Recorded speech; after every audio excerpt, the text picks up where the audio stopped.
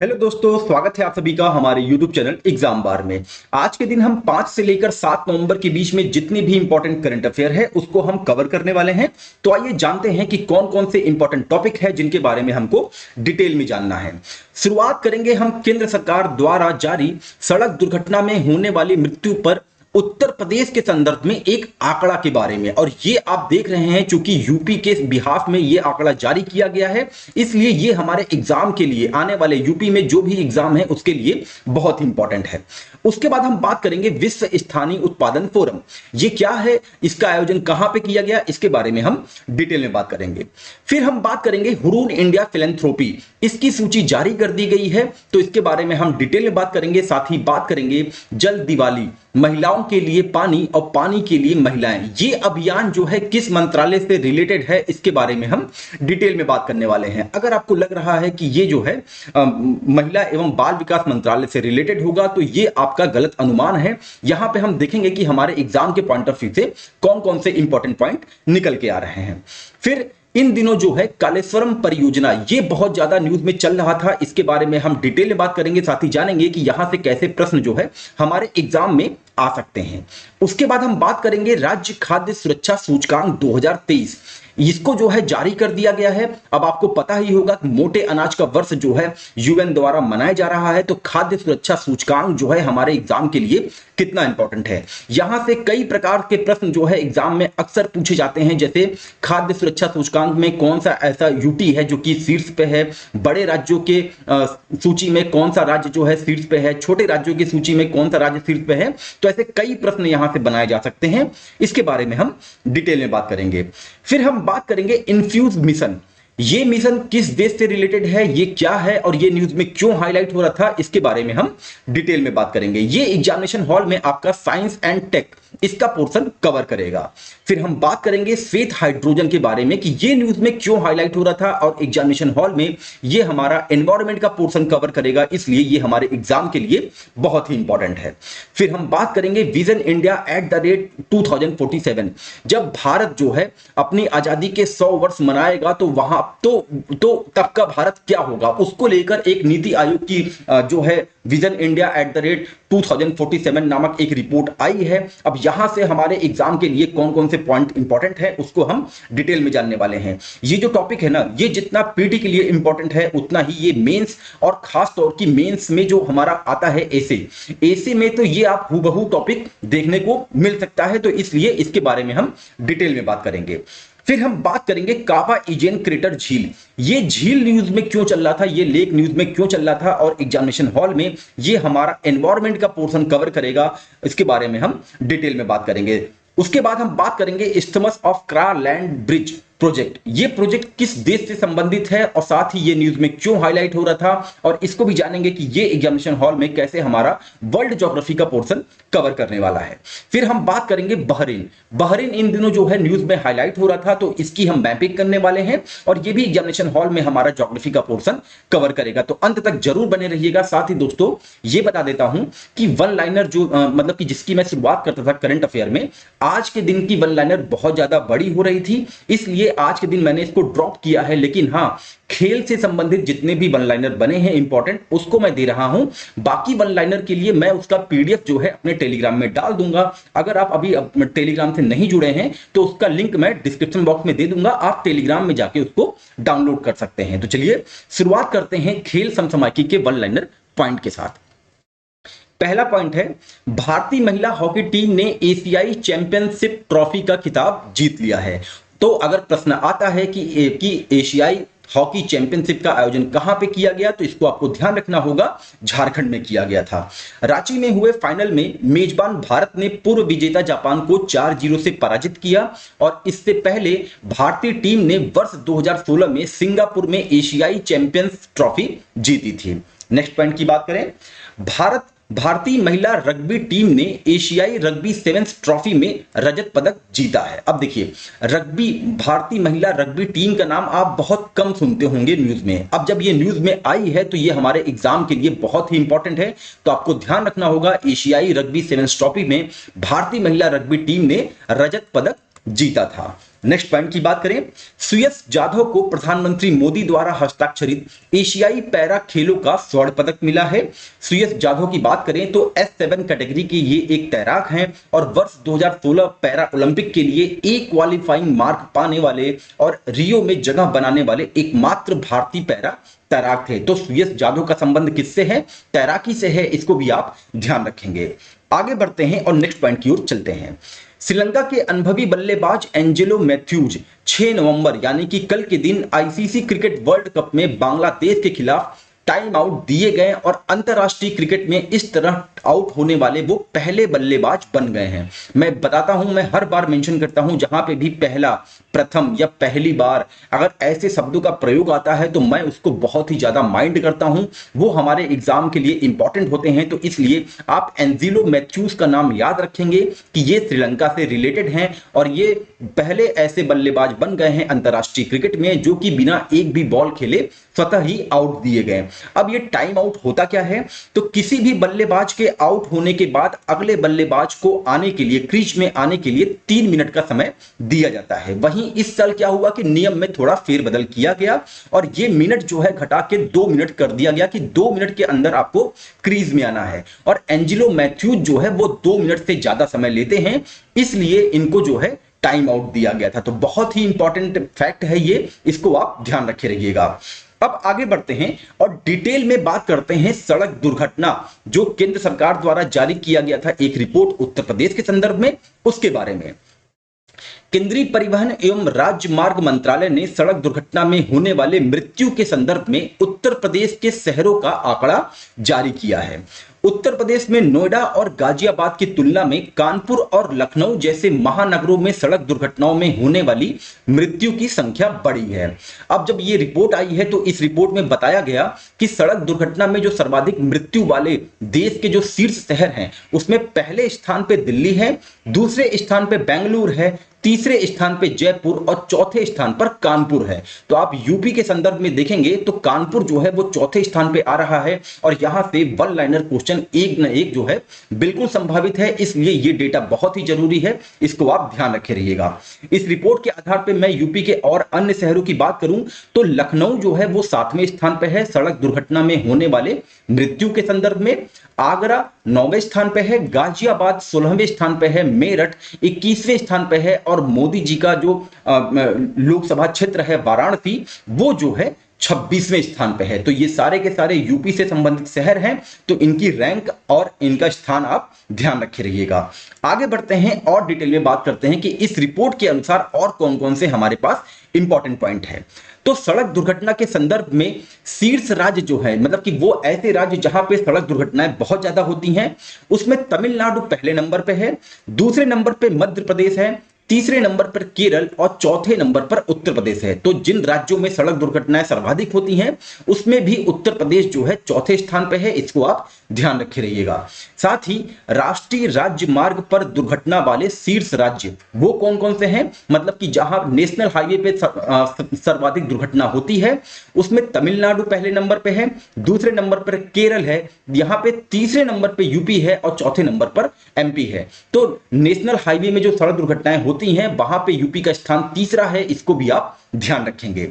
Next point की बात करें, सड़क दुर्घटना में मृत्यु वाले शीर्ष राज्य, यानी कि जब सड़क दुर्घटना होती है तो किन राज्यों में सर्वाधिक मृत्यु होती है उसका डेटा में उत्तर प्रदेश पहले स्थान पे है, तमिलनाडु दूसरे स्थान पे है, महाराष्ट्र तीसरे स्थान पे है और मध्य प्रदेश चौथे स्थान पे है। तो आप देख रहे होंगे कि एग्जाम के पॉइंट ऑफ व्यू से यहाँ पे कितने ज्यादा इंपॉर्टेंट फैक्ट हैं और ये एग्जाम में कंफ्यूज करेंगे, इसीलिए आप जो है इनको अलग तरीके से ही अपने नोट में मेंशन करिएगा, साथ ही इनको रिवीजन बार बार रिवीजन करते रहिएगा। चलिए आगे बढ़ते हैं और बात करते हैं विश्व स्थानीय उत्पादन फोरम की कि ये न्यूज में क्यों हाईलाइट हो रहा था।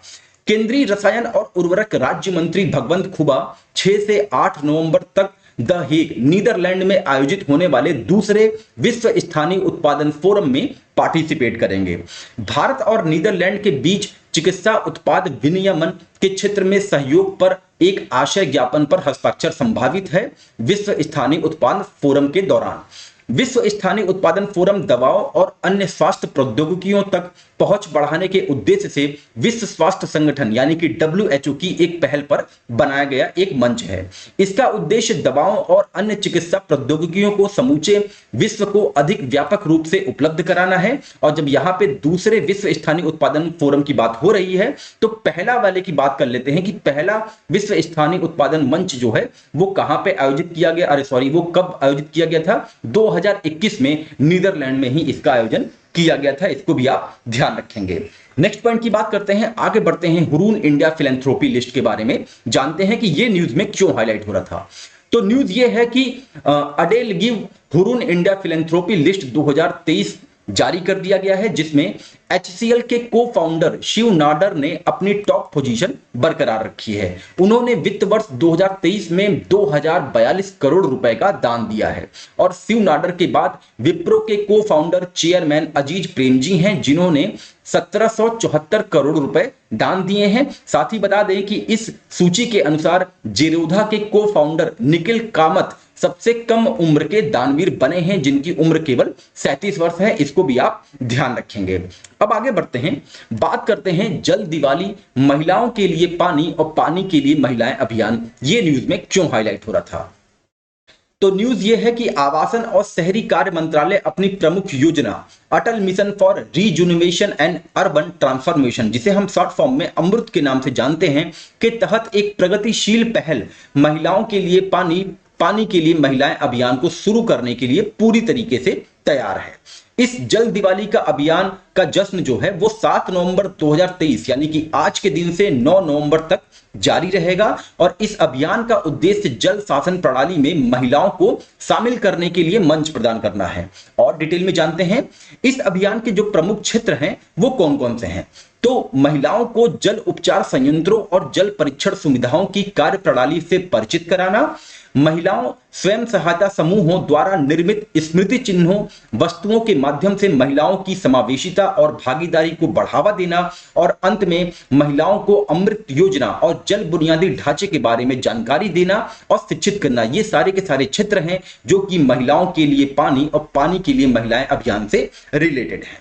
अब आगे बढ़ते हैं और बात करते हैं कालेश्वरम परियोजना की कि ये न्यूज में क्यों हाईलाइट हो रहा था। तो सिंपल सी एक न्यूज आई थी कल, राष्ट्रीय बांध सुरक्षा प्राधिकरण की 6 सदस्यीय विशेषज्ञ टीम ने तेलंगाना के कालेश्वरम सिंचाई परियोजना के मेडीगड्डा बैराज के ब्लॉक 7 में खंभों के डूबने की जांच की और कहा कि परियोजना की योजना और डिजाइन में खामियां हैं। तो देखिए ये बहुत ही सिंपल सी न्यूज है, लेकिन हम देखेंगे कि भारत के भूगोल से एग्जाम में ऐसे प्रश्न आते हैं कि कालेश्वरम सिंचाई परियोजना किस नदी पे बनी है या तो ये किस राज्य में है, तो ऐसे प्रश्न देखने को मिलते हैं। इसीलिए ये न्यूज में हाईलाइट हो रहा था और इसको मैंने यहाँ पे मेंशन किया है। तो आपको ध्यान रखना होगा कालेश्वरम परियोजना का संबंध जो है वो जो है तेलंगाना से है और ये गोदावरी नदी पर बनाई गई है। इसे दुनिया की सबसे बड़ी मल्टी स्टेज लिफ्ट सिंचाई परियोजना के रूप में भी जाना जाता है। तेलंगाना के 13 जिलों में 500 किलोमीटर की यह सिंचाई परियोजना दूरी तय करती है और परियोजना का उद्देश्य सिंचाई और पीने औद्योगिक उपयोग के लिए 240 टीएमसी पानी का उत्पादन करना है। तो ये कुछ फैक्ट थे कालेश्वरम परियोजना से रिलेटेड, उनको आप ध्यान रखे रहिएगा। आगे बढ़ते हैं, बात करते हैं राज्य खाद्य सुरक्षा सूचकांक 2022-23। ये रिपोर्ट जो है ये सूचकांक बहुत ही इंपॉर्टेंट है हमारे एग्जाम के लिए। इसके एक एक पॉइंट पे जो है आप लोग नोट अब जरूर करिएगा। भारतीय खाद्य सुरक्षा एवं मानक प्राधिकरण FSSAI ने राज्य खाद्य सुरक्षा सूचकांक SFSI 2022-23 जारी किया है। वर्ष 2022-23 सूचकांक ने एक नया पैरामीटर FSSAI रैंक में सुधार पेश किया है जो विगत वर्षों की तुलना कर राज्य की प्रगति का आकलन करता है। पिछले 5 वर्षों में महाराष्ट्र, बिहार, गुजरात और आंध्र प्रदेश सहित 20 बड़े भारतीय राज्यों में 19 ने वर्ष 2019 की तुलना में अपने 2022-23 के SFSI स्कोर में गिरावट का अनुभव किया है। इसलिए यह बहुत ही ज्यादा डेटा इंपॉर्टेंट है।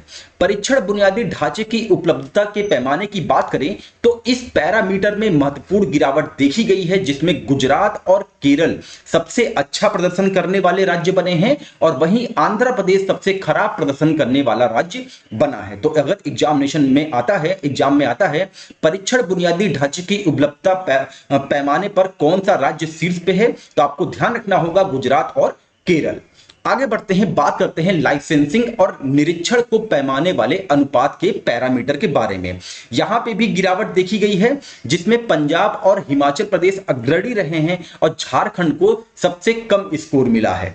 अब हम बात करते हैं उपभोक्ता पहलू पर ध्यान केंद्रित करते हुए उपभोक्ता सशक्तिकरण पैरामीटर के बारे में। तो राज्य खाद्य सुरक्षा सूचकांक 2022-23 में उपभोक्ता सशक्तिकरण पैरामीटर के क्षेत्र में तमिलनाडु को शीर्ष प्रदर्शनकर्ता के रूप में देखा गया है। आगे बात करते हैं और देखते हैं मानव संसाधन की उपलब्धता को मापने वाले मानव संसाधन संस्थागत डेटा पैरामीटर 2022-23 में कौन सा राज्य शीर्ष प्रदर्शन करने वाले थे। वो तमिलनाडु और यूपी था, लेकिन उसमें भी अब जो है कम स्कोर किया है। 2019 की तुलना में 22-23 में प्रशिक्षण और क्षमता निर्माण पैरामीटर में सुधार हुआ है और नए एफएसएसआई रैंक में सुधार पैरामीटर में केवल पंजाब ने महत्वपूर्ण सुधार दिखाया है, जबकि 20 में से 14 राज्यों को 0 अंक प्राप्त हुए हैं। तो बहुत ही इंपॉर्टेंट फैक्ट है, इसको आप ध्यान रखे रहिएगा। अगर एग्जामिनेशन क्वेश्चन में आता है कि यूनियन टेरिटरी वो कौन सा है जिसने राज्य खाद्य सुरक्षा सूचकांक में शीर्ष स्थान प्राप्त किया है, तो आपको ध्यान रखना होगा जम्मू कश्मीर पहले स्थान पे है, दिल्ली दूसरे स्थान पे है, चंडीगढ़ तीसरे स्थान पे है। वहीं छोटे राज्यों की बात करें तो उसमें गोवा पहले नंबर पे है, दूसरे नंबर पर मणिपुर और तीसरे नंबर पर सिक्किम है। बड़े राज्यों की बात करते हैं तो केरला शीर्ष पे है, पंजाब दूसरे नंबर पे है और तमिलनाडु तीसरे नंबर पे है। ये बहुत ही इंपॉर्टेंट डेटा है, इसको आप ध्यान रखेंगे। आगे बढ़ते हैं और बात करते हैं इन्फ्यूज मिशन, ये न्यूज में क्यों हाईलाइट हो रहा था। हाल ही में नासा ने अपने इन्फ्यूज मिशन के हिस्से के रूप में एक साउंड रॉकेट लॉन्च किया है। तो इन्फ्यूज मिशन किससे रिलेटेड है, नासा से है, ऐसा एग्जाम में क्वेश्चन बन सकता है, इसको आप ध्यान रखे रहिएगा। Integral field ultraviolet spectroscope experiment को न्यू मैक्सिको में व्हाइट सैंड मिसाइल रेंज से लॉन्च किया। तो इन्फ्यूज का जो फुल फॉर्म है इसको भी आपको ध्यान रखना है, integral field ultraviolet spectroscope experiment. इसे सुपरनोवा ऑफसेट सिग्नल लूप का अध्ययन करने के लिए लॉन्च किया गया था। इन्फ्यूज मिशन से 240 किलोमीटर की ऊंचाई से कुछ मिनटों के लिए अवशेषों के बारे में जानकारी एकत्र करने की उम्मीद है और यह उपकरण दूर पैराबैग्नी तरंग दैर्ध्य से में सिग्नल लूप से प्रकाश स्ट्रीमिंग एकत्रित करेगा। इसको भी आप ध्यान रखे रहिएगा। तो इन्फ्यूज मिशन किससे रिलेटेड है, नासा से रिलेटेड है, इसको भी आपको ध्यान रखना है, बहुत ही इंपॉर्टेंट फैक्ट है। चलिए अब आगे बढ़ते हैं, देखते हैं श्वेत हाइड्रोजन ये न्यूज में क्यों हाईलाइट हो रहा था और एग्जामिनेशन हॉल में ये हमारा एनवायरमेंट का पोर्शन कवर करने वाला है। तो न्यूज ये है कि पूर्वोत्तर फ्रांस में 2 वैज्ञानिकों ने श्वेत हाइड्रोजन के एक महत्वपूर्ण भंडार की खोज की है, जो इस पर्यावरण अनुकूल ऊर्जा स्रोत की अब तक की खोजी गई सबसे बड़ी सांद्रता में से एक है। इसीलिए ये हमारे एग्जाम के लिए बहुत इंपॉर्टेंट है। तो कहां पे श्वेत हाइड्रोजन की खोज की गई है, फ्रांस में। सफेद हाइड्रोजन पृथ्वी की परत में पाए जाने वाला एक प्राकृतिक रूप से स्वच्छ जलने वाला ऊर्जा स्रोत है, जो नवीकरणीय ऊर्जा इलेक्ट्रोसिस के माध्यम से उत्पादित हरे हाइड्रोजन और जीवाश्म ईंधन से प्राप्त ग्रे, भूरा या काले हाइड्रोजन से अलग है।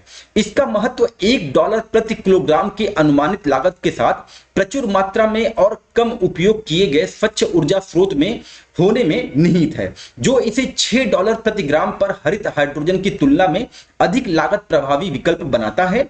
अमेरिका, पूर्वी यूरोप, रूस, ऑस्ट्रेलिया, ओमान, फ्रांस और माली सहित विश्व स्तर पर सफेद हाइड्रोजन भंडार की खोज की गई है। अब आगे बढ़ते हैं और बात करते हैं विजन इंडिया @2047। ये बहुत ही इंपॉर्टेंट टॉपिक है हमारे पीटी मेंस और मेंस में आने वाले एसे के लिए। तो न्यूज ये है कि वर्ष 2024 की शुरुआत में प्रधानमंत्री नरेंद्र मोदी द्वारा आजादी के 100 साल पूरे होने तक देश को 30 ट्रिलियन अमेरिकी डॉलर की अर्थव्यवस्था वाले एक विकसित राष्ट्र के रूप में बदलने से जुड़े एक रोड मैप का अनावरण किए जाने की उम्मीद है। तो कितने ट्रिलियन डॉलर, 30 ट्रिलियन डॉलर 2047 तक, ये जो पॉइंट है ना, इसको आप ध्यान रखे रहिएगा। विजन इंडिया @2047 अगले 25 वर्षों में भारत के विकास का खाका तैयार करने के लिए भारत के शीर्ष नीति थिंक टैंक नीति आयोग द्वारा शुरू की गई एक परियोजना है। अब इसके बारे में जान लेते हैं कि नीति आयोग ने विजन इंडिया 2047 में कौन कौन सी भविष्यवाणी की है। इस विजन दस्तावेज के अनुसार वर्ष 2047 तक 18,000 से 20,000 अमेरिकी डॉलर प्रति व्यक्ति आय और मजबूत सार्वजनिक वित्त और एक मजबूत वित्तीय क्षेत्र के साथ 30 ट्रिलियन अमेरिकी डॉलर की अर्थव्यवस्था प्राप्त करना है। ग्रामीण और शहरी दोनों क्षेत्रों में विश्व स्तरीय बुनियादी ढांचे और सुविधाओं का निर्माण किया जाएगा। रक्षा और अंतरिक्ष क्षेत्र में आत्मनिर्भर बनना और दुनिया में भारत की भूमिका बढ़ाना ही विजन इंडिया 2047 का उद्देश्य है। देश में शीर्ष 10 प्रयोगशालाएं बनाने के लिए विदेशी अनुसंधान एवं विकास संगठनों के साथ साझेदारी करना, कम से कम 10 भारतीय संस्थानों को वैश्विक स्तर पर शीर्ष 100 में लाना विजन इंडिया 2047 का उद्देश्य है। तो ये जितने भी पॉइंट है ना, इससे कई प्रश्न जो है आपको एग्जाम में देखने को मिल सकते हैं। तो सारे के सारे इंपॉर्टेंट हैं, इनको आप अपने नोट में जरूर मेंशन करिएगा। वर्ष 2047 में भारत के निर्यात का मूल्य 8.67 ट्रिलियन अमेरिकी डॉलर होगा, जबकि इसके आयात का मूल्य 12.12 ट्रिलियन अमेरिकी डॉलर होगा। भारत की औसत जीवन प्रत्याशा 2021 में 67.2 से बढ़कर 71.8 हो जाएगी और इसकी साक्षरता दर 2021 में 77.8 से बढ़कर 89.8 हो जाएगी। ये बहुत ही इंपॉर्टेंट डेटा है, इसको आप ध्यान रखे रहिएगा। दोस्तों पीछे अगर बैकग्राउंड में कोई आवाज आ रही है तो आप लोग उसको इग्नोर करिए। यहाँ पे ये जितने टॉपिक हैं ये सारे के सारे इंपॉर्टेंट है, आप इस पे ध्यान लगाइए। चलिए आगे बढ़ते हैं और नेक्स्ट टॉपिक की बात करते हैं। कावा इजेन क्रेटर झील, ये झील न्यूज में क्यों हाईलाइट हो रही थी और ये हमारे एग्जाम के लिए कैसे इंपॉर्टेंट है, इसके बारे में हम डिटेल में बात करते हैं।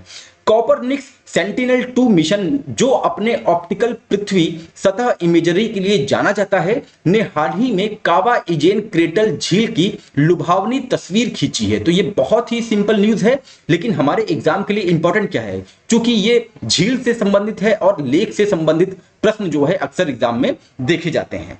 तो आपको बता दें, कावा इजेन इंडोनेशिया के पूर्वी जावा में स्थित इजेन ज्वालामुखी परिसर के भीतर एक ज्वालामुखी क्रेटर झील है, जो अपनी चमकदार फिरोजा रंग के झील के लिए जानी जाती है, जो घुले हुए सल्फ्यूरिक एसिड और अन्य खनिजों की उच्च सांद्रता से अपना ज्वलंत रंग प्राप्त करती है। तो कहां पे है, ये इंडोनेशिया में है इजेन क्रेटर झील, इसको आप ध्यान रखे रहिएगा।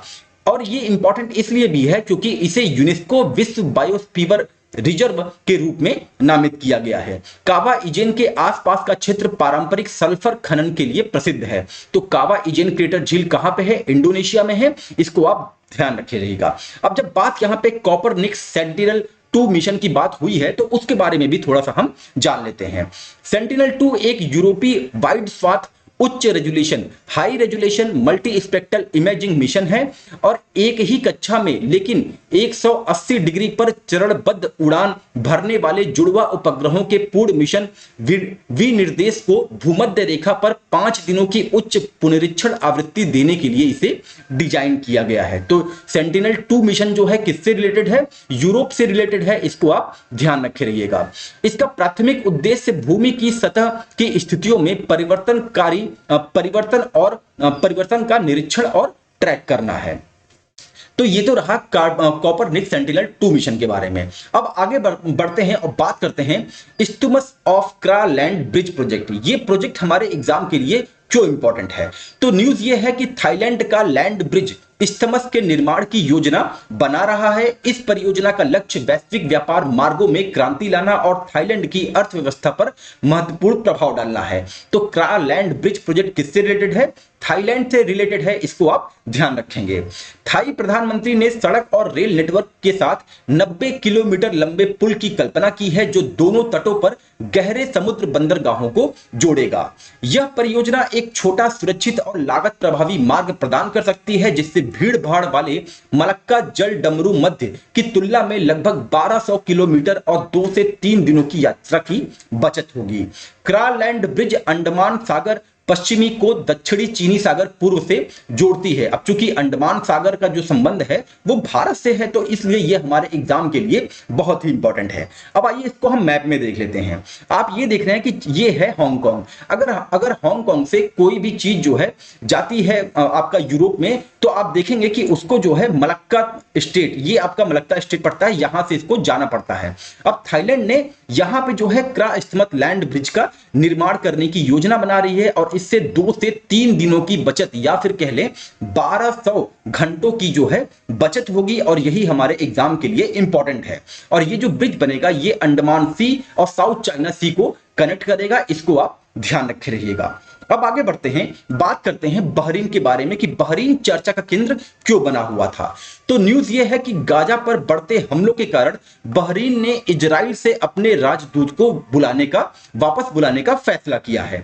अब बात कर लेते हैं बहरीन के बारे में। तो आधिकारिक तौर पर बहरीन साम्राज्य पश्चिमी एशिया का एक द्वीपीय देश है। यह फारस की खाड़ी पर स्थित है और इसमें 50 प्राकृतिक द्वीपों और अतिरिक्त 33 कृत्रिम द्वीपों से बना एक छोटा द्वीप समूह शामिल है, जो बहरीन द्वीप पर स्थित है, जो भूभाग का लगभग 83% बनाता है। बहरीन कतर और सऊदी अरब के पूर्वी तट के बीच स्थित है, जिससे यह किंग फहद काजो द्वारा जुड़ा हुआ है। बहरीन लगभग 760 वर्ग किलोमीटर में फैला हुआ है और मालदीव सिंगापुर के बाद एशिया का तीसरा सबसे छोटा देश है। ये बहुत इंपॉर्टेंट फैक्ट है, इसको आप ध्यान रखे रहिएगा। साथ ही बता दें कि बहरीन की राजधानी मनामा है, जो कि बहरीन का सबसे बड़ा शहर भी है। अब बहरीन को हम लोग मैप पे देख लेते हैं। तो आप ये देख रहे हैं कतर, ये भी अभी न्यूज में हाईलाइट हो रहा था। इन्होंने अपने हमारे एक्स नौसैनिकों को 8 नौसैनिकों को यहाँ की सरकार ने फांसी की सजा सुनाई थी, और उसके ठीक जो है आप देखेंगे ऊपर जो है वो बहरीन है। ये आपका बहरीन है जिसकी राजधानी मनामा में। तो ये इंपॉर्टेंट फैक्ट है बहरीन से रिलेटेड, इसको आप ध्यान रखे रहिएगा। अगर एग्जाम के पॉइंट ऑफ व्यू से हमारा करंट इंपॉर्टेंट लग रहा है दोस्तों, तो हमारे चैनल को आप अपने दोस्तों के बीच में जरूर शेयर करें, और साथ ही बता दें कि हमारे करंट अफेयर से रिलेटेड सारे के सारे वन लाइनर जितने भी इंपॉर्टेंट क्वेश्चन होते हैं उसका पीडीएफ आपको टेलीग्राम पे मिलेगा, और टेलीग्राम का लिंक मैं डिस्क्रिप्शन बॉक्स में दे दूंगा, तो आप हमारे टेलीग्राम चैनल से भी जरूर जुड़े। तो चलिए यहीं पे आज का करंट अफेयर समाप्त करते हैं, मिलते हैं आपको अगले टॉपिक के साथ। तब तक के लिए अपना ध्यान रखिए। नमस्कार, जय हिंद, जय भारत।